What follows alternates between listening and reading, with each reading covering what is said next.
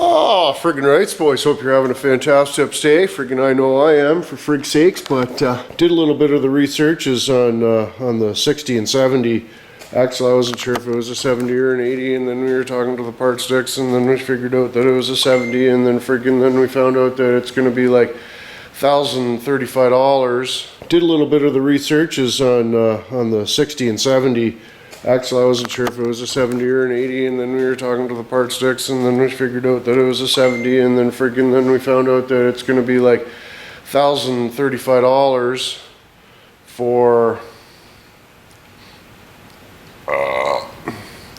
the bearings and seals and tie rods and friggin' different stovepipes. That's not even including the bushings, but you know, pretty much replace everything that you can: steering, bearings, shims, seals, that sort of thing.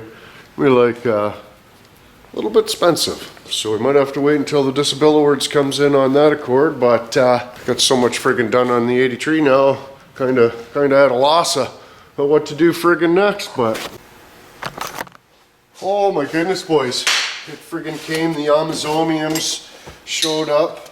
Couldn't even wait one more second to friggin' to show this you. Hopefully it's everything we need. Sometimes the Homozymians. Oh no, that looks good. Ooh, those look a little large. Those look a little large.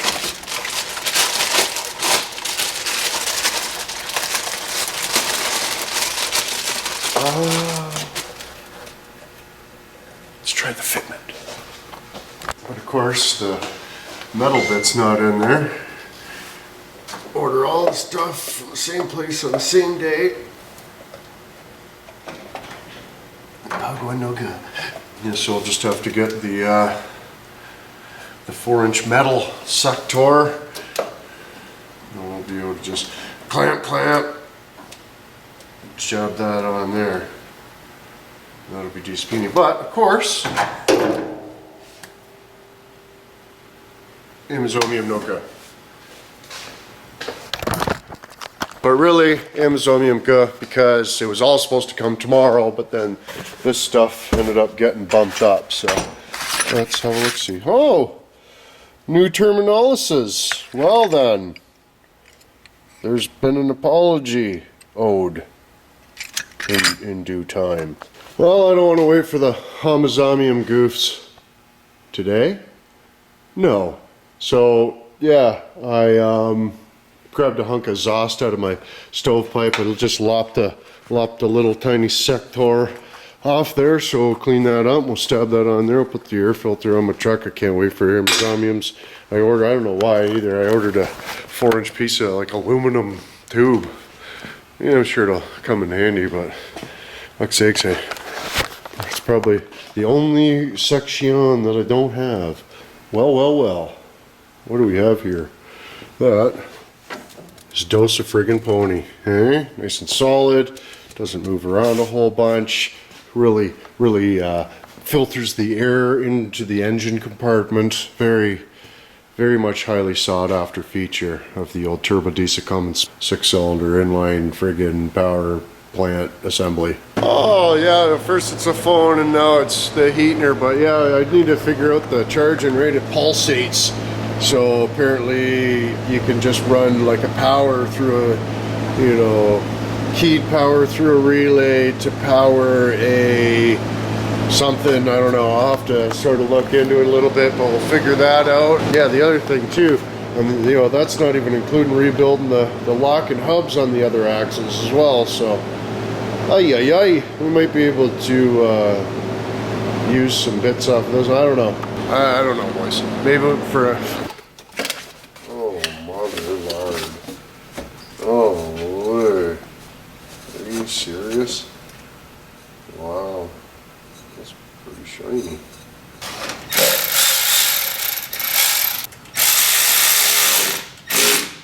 Yeah.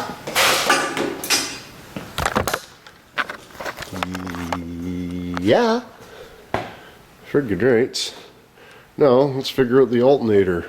Well, let's see the The temperature there is about 12 and a half, a little less or so, but from what I can tell, you just basically got to take power from the back of the alternator and jump it to one of those bastards.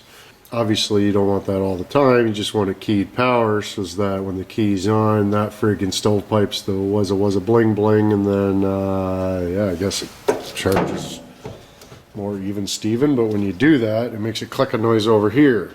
Things clicking here, I'll show you.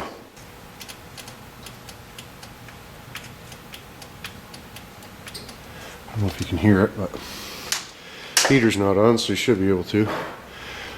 But anyways, I'll set up the tripod here. We'll friggin' get the son of a bitch going, hopefully. And, you know, I don't want to make any promises. Cousins for fuck's sakes.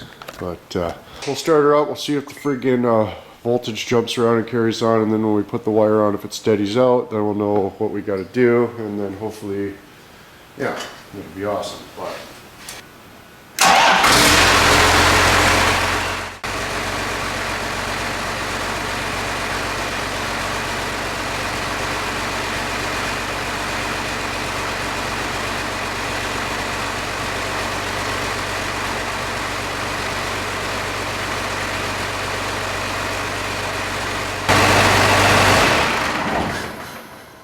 shoot, it does in the dash too.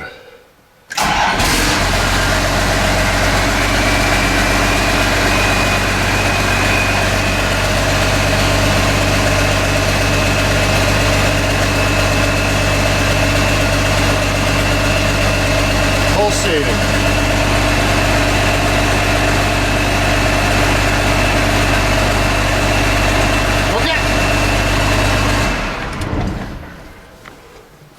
Starts up like a champion, boys. I got a little bit of a champion. I think I gotta turn the idle down. Whew. Very asphyxiating instantly.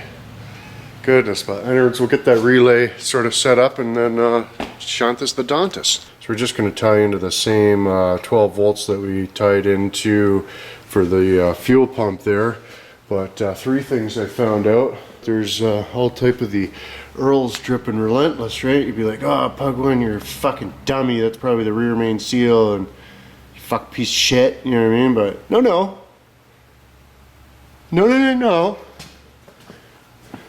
Coolant was leaking there because we just didn't have those clamps tightened up quite tight enough.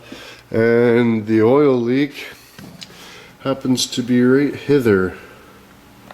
You can see the running out around the gasket, so we'll try tightening her down a little bit, but we might need a new gasket. Not a big deal. While we're at it, we'll put one of those, see, at the time I didn't know they existed, but you can get like a piston fucking pump for that sumbitch there. It's like at the Piston Action, right? Mucho more better, but you know, whether we need it or not, it's a different fucking store word. But yeah, that's the plan. Anyways, we'll just give that a quick tighten, and then next time we take it out, if it's still leaking, well, not this, but there's the heater. So but yeah, I'll just swing by Pigger, and tomorrow I got to get some Heim joints, you know, little Pigger and Heim joints to fix the before the pump is given any throttle at all. We got that much pedal play, so I'm gonna try to fix that, get the Nuda. Like these things just rip right off there, right? So that's no good. You're driving down the road, trying to get away, big fucking high-speed getaway, and that thing jumps off. No good. That one we looked at had zip times in there, so at the end of the world. It's just yeah, we need some bits. Oh, must have been hand tight Tuesday. Though that one bolt you can sant this. Well, you would be able to sant this if we were using any other camera but the Sami. But yeah, that bolt there was semi-tight, about a half a turn loose, and then the one on the other side was half out. It was like, must have been hand tight Tuesday, eh? Oh yeah, at first it's a phone and now it's the heater, but yeah, I need to figure out the charging rate. It pulsates, so apparently you can just run like a power through a, you know, keyed power through a relay to power a something, I don't know, I'll have to sort of look into it a little bit, but we'll figure that out. I gotta go check the mails, and hopefully my good stuff's here, and yeah, the other thing too, and you know, that's not even including rebuilding the lock and hubs on the other axles as well. So really, for $1,000 plus friggin' dollars, you'd think we'd be able to find, you know, some used different gears, you know, get the ring and pinions for a couple Dana 60s and just, you know, keep it like this for a minute, and then, you know, because like, you know, it's not like I'm gonna be like, oh yeah, let's build some axles and get that done anytime friggin' soon, right? It's friggin' Inwood Customs. Well, I dug and searched and I sort of fuck, I had one in there, but we got to get a reless, clicky reless there, and some other crap. So we go to pig iron tomorrow. We figured out what we need to do. We just need to do it now. So friggin' right, so got the intake on. We put that wire on there, it stops the pulsate, so we should just be able to rig up some type of the reless and stove pipe. What else? Oh yeah, we got to get 354 gears for Dana 60. If anybody knows where to come across anything like that, I've been looking online, fuck anywhere from 250 to fucking 1,600 buck for the friggin' things, eh? So yeah, we wanna try to keep her a low buck on this guy here. I mean, we could spend all the money in the world, but yeah, we should try to, you know, I gotta buy a piece of hash once in a while and stuff too, right? So friggin' I might just end up chucking the axles in, rebuilt or not. We'll just throw them in and then we can at least drive it. But I don't even know what gears are in that other one, so I'll have to try to figure that out. I gotta at least do the brakes on the other axles for sure. There's like pieces falling out of it. I ended up driving to London to get a brake bit, and this is the one they gave me, and then we were moving the axles. That's the one that they gave me, and then we were moving the axles, and this was sitting in the rim.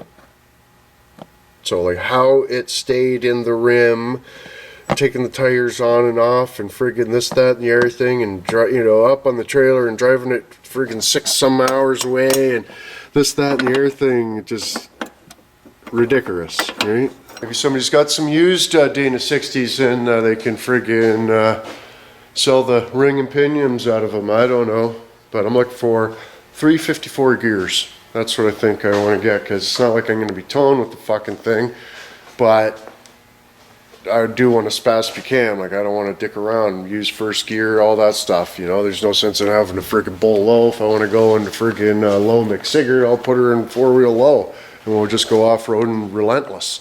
Well, anyways, boys, we'll see what pig iron's got tomorrow. We'll friggin' start stabbing it in the truck, and it'll probably catch this son of a bitch on fire or something.